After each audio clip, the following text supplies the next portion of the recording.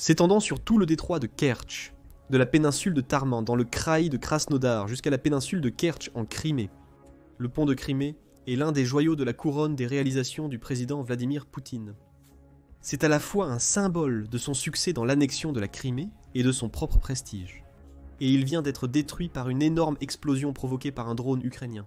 Le drone sous-marin ukrainien Marichka a frappé le pont de Crimée, causant une grande explosion et forçant sa fermeture.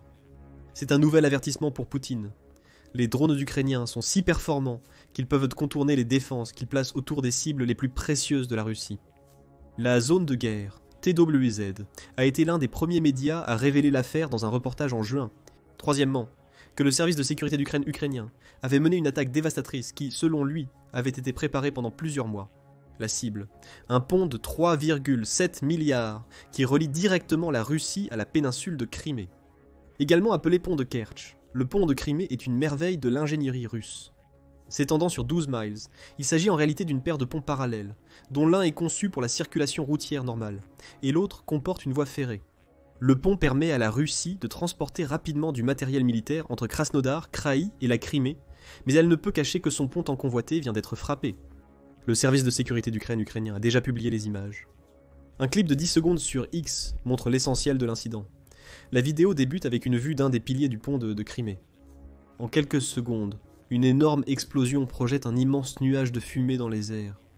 Accompagnant la séquence, il semble y avoir une photographie des conséquences, montrant 4 personnes inspectant une rambarde endommagée qui s'est effondrée sur l'une des routes du pont de Crimée. Cette séquence, qui ne semble pas provenir d'un drone de reconnaissance ukrainien, est intéressante après un examen plus attentif. La caméra est trop stable et le bourdonnement caractéristique en arrière-plan est absent. TWZ suppose que les images proviennent du système de vidéosurveillance du pont de Crimée, suggérant que l'Ukraine a trouvé un moyen de pirater les systèmes de sécurité les plus sensibles de la Russie. Il est impossible de l'affirmer avec certitude, le service de sécurité d'Ukraine ne communiquant pas à propos de ces images. Dans un message sur Telegram, il a confirmé avoir frappé le pont. Le service de sécurité d'Ukraine a mené une nouvelle opération spéciale unique et a frappé le pont de Crimée pour la 3e fois, cette fois sous l'eau, indique le message. L'opération a duré plusieurs mois. Les agents du service de sécurité d'Ukraine ont miné les piliers de cette installation illégale et aujourd'hui, sans aucune victime civile, à 4h44 du matin, le premier engin explosif a été déclenché. Ce message contient quelques éléments intéressants. Selon le service de sécurité d'Ukraine, c'est la 3e fois que le pont précieux de Poutine est frappé. Il mentionne également un premier engin explosif. Nous reviendrons sur ces 2 points plus tard, mais pour l'instant, le service de sécurité d'Ukraine explique aussi comment il a réussi cette attaque remarquable. Il semblerait qu'il ait utilisé un drone sous-marin chargé d'explosifs pour s'approcher discrètement du pilier de soutien qu'il a frappé. Les supports sous-marins des piliers ont été gravement endommagés à la base. 1100 kg, soit environ 2425 livres d'explosifs en équivalent trinitrotoluène, ont contribué à cela, a déclaré le service de sécurité d'Ukraine. Le pont est en état d'urgence. TWZ affirme ne pas avoir pu vérifier de façon indépendante l'exactitude du rapport du service de sécurité d'Ukraine, mais que cela n'est peut-être pas nécessaire. Les images vidéo et les photographies de la scène nous montrent que le pont de Crimée a été endommagé. TWZ indique également qu'il a pu géolocaliser les images afin de déterminer que l'Ukraine a mené cette opération sur le pylône sud-est d'une section du pont russe, conçue pour permettre le passage des navires. Cette partie se situe près de la mer d'Azov. Cela signifie que l'Ukraine avait peut-être un double objectif, fermer le pont et forcer la Russie à détourner tout navire entrant ou sortant de la mer d'Azov. Ce n'était pas la fin de l'assaut. Nous avons mentionné plus tôt que le service de sécurité d'Ukraine avait affirmé que l'explosion initiale n'était que la première. Environ 10 heures plus tard, à 15 heures, l'Ukraine a lancé une 2e attaque de drones maritimes contre la même section du pont. C'est selon la chaîne Telegram Romanov Light. La chaîne Telegram Crimean Wind a confirmé une seconde attaque, précisant que les habitants ont entendu d'autres explosions, poussant la Russie à déployer un hélicoptère dans le ciel. Un hélicoptère survole la côte le long du détroit, créant la panique dans les espaces publics de Kertch, selon la chaîne. Nous avons aussi rappelé que l'Ukraine a déjà ciblé le pont de Crimée par le passé. 2 autres incidents ont eu lieu, dont un en octobre 2022, environ 6 mois après le début de l'invasion illégale de l'Ukraine par Poutine. L'Ukraine a frappé le pont lors d'une attaque qui a provoqué un énorme incendie, engloutissant plusieurs wagons russes. TWZ avait alors supposé que l'incendie pouvait être accidentel, mais le timing rendait cette hypothèse improbable. L'attaque s'est produite le lendemain du 70e anniversaire de Vladimir Poutine, une semaine après que la Russie a déclaré avoir annexé avec succès 4 régions d'Ukraine. Si un doute subsistait, nourri par les propos du président Volodymyr Zelensky affirmant qu'il n'avait pas donné l'ordre de frappe, ce doute a été dissipé en juillet. En 2023, Anna Maliar, vice-ministre de la Défense de l'Ukraine, a confirmé que l'Ukraine avait mené la frappe avec l'aide du service de sécurité d'Ukraine pour perturber la logistique russe. Cette confirmation fait peut-être suite à la deuxième attaque ukrainienne contre le pont de Crimée en juillet 2023. Le service de sécurité d'Ukraine a confirmé avoir frappé le pont avec un nouveau navire de surface sans équipage, Unmanned Surface Vehicle, de l'Ukraine. L'attaque a endommagé une partie de la chaussée du pont, située à environ 200 miles de la côte ukrainienne la plus proche. La Russie affirme que l'Ukraine a tué 2 automobilistes et blessé la jeune fille d'un autre. Nous observons ici un changement dans la stratégie de l'Ukraine concernant le pont de Crimée. Elle hésitait à admettre sa responsabilité dans l'attaque d'octobre 2022, craignant de franchir une ligne rouge de Poutine. C'étaient des lignes établies par la Russie qui, si franchies, entraîneraient une escalade de la guerre. L'Ukraine a dissimulé son rôle à Poutine et ses alliés pour prévenir une escalade. En juillet 2023, il était clair que les discours de Poutine sur ces lignes rouges étaient absurdes et qu'il intensifierait le conflit, peu importe les actions de l'Ukraine. Le service de sécurité d'Ukraine était fier de revendiquer les attaques de juillet 2023 et celles d'il y a quelques mois. Nous sommes désormais en juin 2025. L'Ukraine vise le pont de Crimée et se réjouit d'informer tout le monde, surtout Poutine, des dommages qu'elle inflige. L'attaque du 3 juin est d'autant plus impressionnante que l'Ukraine a dû contourner de nombreuses défenses russes pour y parvenir. Selon T2Z, suite aux 2 premières attaques, la Russie a consolidé les défenses actives aux abords du pont de Crimée. Les défenses incluent des patrouilles en hélicoptère, des navires près des points clés du pont et une surveillance directe sur le pont. La Russie a renforcé les défenses anti-aériennes autour du pont et dispose de mesures contre les plongeurs. Même les voitures circulant sur le pont de Crimée sont en danger. La Russie a renforcé le contrôle des véhicules sur le pont pour empêcher l'Ukraine d'y faire passer des agents. Le fait que le service de sécurité d'Ukraine ait réussi à surmonter toutes ces défenses rend la frappe du 3 juin d'autant plus remarquable.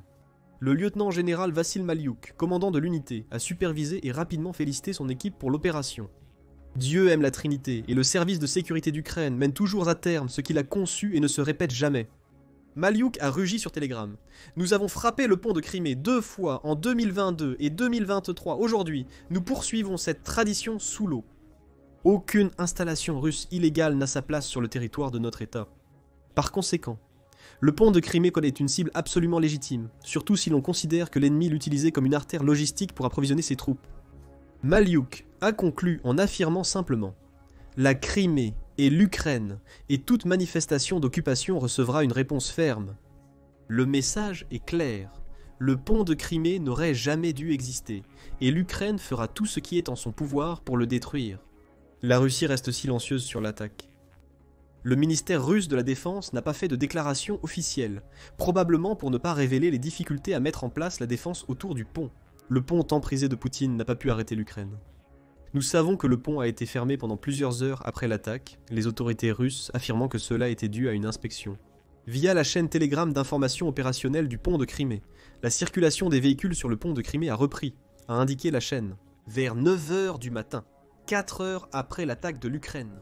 L'accès aux points de contrôle de chaque côté du pont de Crimée est facile. Selon la chaîne Romanov Light, l'Ukraine n'a pas infligé autant de dommages qu'elle l'espérait. Selon la chaîne, l'inspection du pilier ce matin n'a révélé aucun dommage.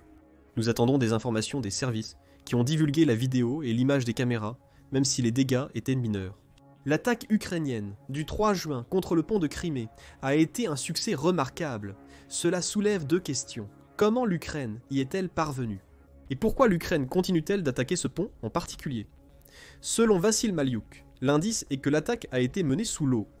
L'Ukraine n'a utilisé ni les drones de surface sans pilote précédemment employés, ni effectué une frappe de missile directe sur le pont. L'Ukraine aurait utilisé son nouveau drone Marichka pour frapper le pont de Crimée. Cette affirmation est rapportée par The Economic Times, United 24 et d'autres sources. Si Marichka a été utilisé par l'Ukraine, c'est un autre message envoyé à Poutine, bien que l'Ukraine n'ait ni confirmé ni démenti son utilisation. Elle dispose désormais de drones submersibles capables de traverser la mer Noire et au-delà pour frapper au cœur des opérations militaires russes. Marichka est un drone impressionnant mesurant environ 6 mètres de long, ce qui le rend extrêmement difficile à repérer, même pour les navires équipés de radars anti-sous-marins avancés. On estime que le drone peut parcourir jusqu'à 1000 km sans ravitaillement. La distance entre le pont de Crimée et la côte ukrainienne la plus proche est d'environ 320 km. Cela signifie que Marichka a encore beaucoup d'autonomie une fois qu'elle atteint le pont pour frapper un point précis. L'Ukraine a conçu Marichka comme un drone polyvalent, capable d'effectuer des attaques directes, comme celles observées en juin. Troisièmement, en plus de mener des missions de reconnaissance et de transporter du matériel, peut-être que le drone a profité de ses capacités de reconnaissance pour repérer un point faible sur le pont de Crimée. Selon le service de sécurité d'Ukraine, l'opération a nécessité plusieurs mois de planification. Marichka a probablement opéré en secret, sous le nez de la Russie, jusqu'à ce que l'Ukraine soit prête à lancer son attaque dévastatrice. United 24 précise que Marichka peut rester en attente sous l'eau pendant des heures, probablement sans épuiser son carburant, avant d'être prête à attaquer. Il mentionne aussi que les créateurs du drone, Amo, déclarent qu'il est indétectable par la majorité des radars, scanners et sonars. Cela, combiné à son mode veille, rend le drone quasi ingérable pour la Russie. La majorité des détails sur le drone restent classifiés, notamment sa charge utile considérée comme significative. Marichka possède plusieurs compartiments internes lui permettant de fonctionner comme drone de transport et kamikaze. De plus, le coût est d'environ 400 000 $. Cela signifie que l'Ukraine dispose désormais d'un drone capable de causer des millions de dollars de dégâts à un pont de 4 milliards pour un coût minime. Pour Marichka et l'Ukraine, tout est une question de retour sur investissement, car elles n'ont pas les mêmes ressources financières que la Russie peut mobiliser. L'Ukraine a encore innové, en trouvant un moyen abordable de nuire à la machine de guerre de Poutine avec Marichka, qui est confirmé opérationnel. United 24 a rapporté en septembre 2023 que l'Ukraine avait dévoilé le drone en août précédent, publiant même des images pour confirmer qu'il avait passé avec succès les essais. Cependant, il n'a pas encore été officiellement lié à des opérations ukrainiennes réussies. Cela pourrait être intentionnel. Pourquoi l'Ukraine voudrait-elle que la Russie sache qu'elle utilise avec succès un drone sous-marin pour cibler les atouts les plus précieux de Poutine?